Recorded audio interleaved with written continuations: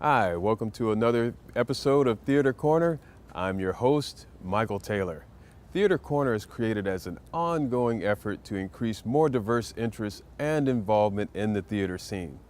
Today, we're broadcasting from the beautiful plaza here at the Old Globe Theater in San Diego, California.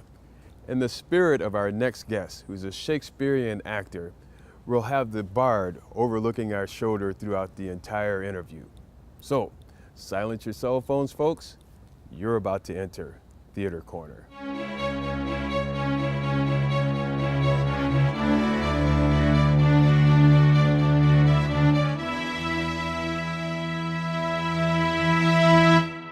Here we are with Amara James Aja. Yep, that's it. All right. welcome to Theater Corner. We're so happy that you could come by and spend a little time with a brother.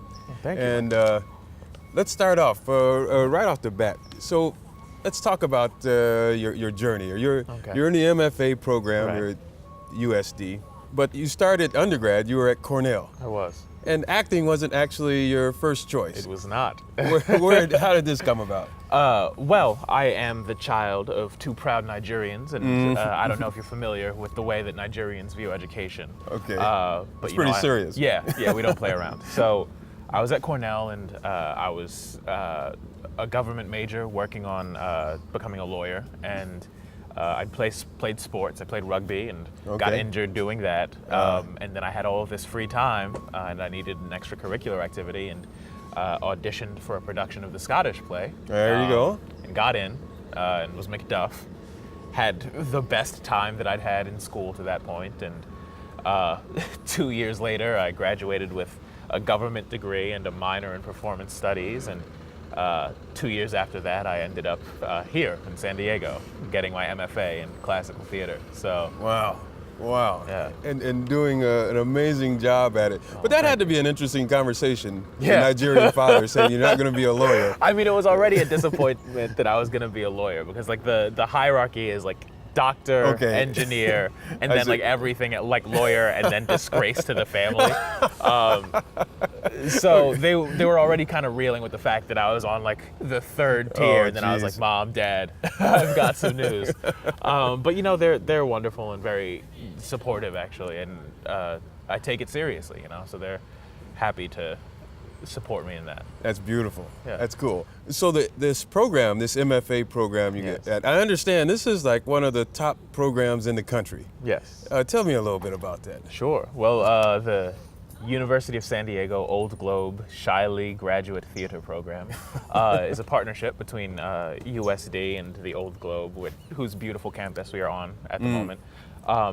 And it accepts 7 students a year out of several hundred applicants, and gives them a 2 years of in-class instruction with some of the finest classical instructors working today. And during the summertime and occasionally during the school year, students have the opportunity to be in shows here at the Globe, which is, you know, one of the country's premier regional theaters.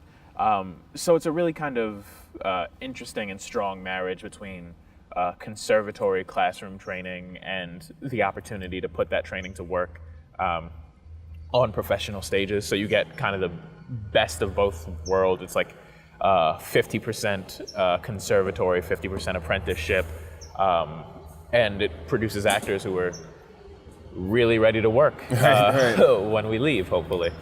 So yeah, it's excellent.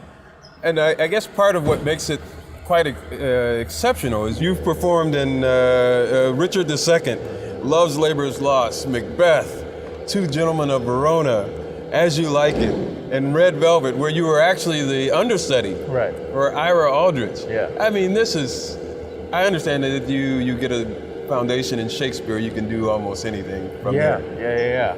I mean, I think that's 100% true, you know, like, I was a little skeptical about that before I came here. I came here because I loved Shakespeare and wanted to keep doing it.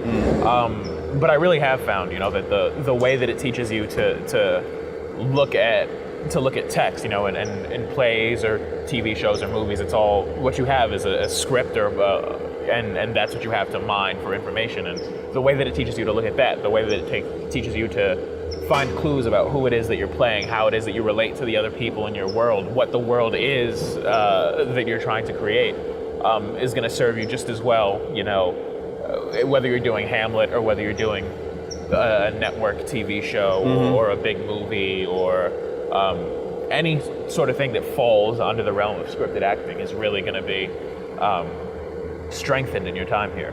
Wow. It's amazing. And every one of these productions that I just mentioned, I was in the audience and I had a chance to observe you over these last couple of years, and you are quite amazing. Well, I gotta say, you're quite the standout. And you do it with such great maturity and professionalism. I would also add. Thank you. And so right now you're performing in Hamlet. Right. Yeah. What's this experience like? It's great. I mean, Hamlet is the first production at a major American theater where the Dane Hamlet is being played by a black man, Grantham Coleman. Wow. And it's incredible that it's taken this long, but it's exciting. And the work he's doing is absolutely beautiful, and we're being led and directed by Barry Edelstein, who's the artistic director for the Old Globe, and is also one of the country's, and I'd say the world's, foremost authorities on Shakespeare as dramatic text, So I think it's really clear in the work that Grantham's doing and the work that Barry has been doing with him and with the entire cast through rehearsal, that this is a man who understands how this text works, who cares deeply about performing it with specificity and clarity, and really kind of bringing to life all of the humanity in it in a way that makes it feel like it was written 4 years ago and not 400. Right. So it's been an incredible experience, and it's the last show that I'll be doing on the festival stage as part of the program. Hopefully I'll be back. I think you will be. Yeah, but it's a real heck of a capstone to the graduate experience, and to have the opportunity to understudy Grantham, and to learn those words and try and capture some of that same specificity for myself is, it's daunting and it's fun. Understudy for Hamlet, a historic Hamlet, as a matter of fact. Just as you mentioned, that's quite a task to take on. This is a 2-hour and 40-minute play. Yes, it is. But I think you're up for the challenge, and you will do just fine. So I was wondering, where do you see yourself? Let's say if you were to think about 5 to 10 years out. Where do you see yourself in your career? And also asking this, I want to make sure I put in a request. After you receive your Grammy, I want to make sure you come back to Theater Corner. All right. So I'm going to put that out to the universe. Yeah. But seriously, where do you have an imagined idea where you'll be 5, 10 years out? I don't know. I'm starting to think about this a little bit more seriously because we're a month out from our showcase. September 25th in New York City and October 2nd in Los Angeles. But I have my tickets for Los Angeles. I'll be attending it. Yeah, looking forward to it. Yeah, but so we're trying to figure out what it is that we want from the craft of acting professionally, and I'm still trying to make that decision. I love the theater. I fell in love with acting because of the theater. But the reality is, we live in a country where we aren't fortunate to have the government support for the arts that makes it possible for someone to make a living doing theater. So one of the actors who came through here last summer, I don't remember who it was, but said this really funny thing that I would like to aspire to. I subsidize my theater habit with my television work. There you go. And you get work on screen that can be satisfying and emotionally fulfilling, but what you really live for are those opportunities to, tell that story in the same room with, 600 other people like we do on the festival stage. That's the goal, really. Okay. Yeah. And so you have an interesting journey to where you are now. Even before getting to New York. Share a little bit of that with us. All right. Well, so I was born in Montreal, Quebec. I'm a middle child, but I'm the only one of my three siblings to not be born in the U.S. Okay. My family was kind of following my dad as he got his degrees. So my brother was born in Washington State, where my dad got his PhD. I was born in Canada when my dad was doing his postdoctorate work at McGill in Montreal. And then my sister was born in Brooklyn, New York, when my dad had his teaching position at Brooklyn College. So I was born in Canada, came to the States when I was 2. While I was growing up in New York, when I was 12, I was selected into this program called Prep for Prep, which finds black and brown students who are high achieving academically and puts them in a 14-month intensive educational program, and then sends them off to either private day schools in New York City or boarding schools on the Eastern Seaboard. And I went to a boarding school. Actually, I went to St. Andrew's School in Middletown, Delaware, which, fun fact, it happens to be where Robert Sean Leonard, the star of Richard II, shot Dead Poets Society. Oh, really? Yeah. Oh, man. Yeah. So I went there and then went off to Cornell and studied government and switched to theater and then came back to New York and did some plays and got a job using my government degree at a wonderful public charity called Neo-Philanthropy, but came to the realization that as wonderful and important as all of the social justice work that Neo-Philanthropy does is, that's not necessarily what I wanted to do with this portion of my life. So came here and started working on my MFA. Tell me about this participation in the 2012 right. UNESCO Yeah. World Festival of Theater Schools. Yes.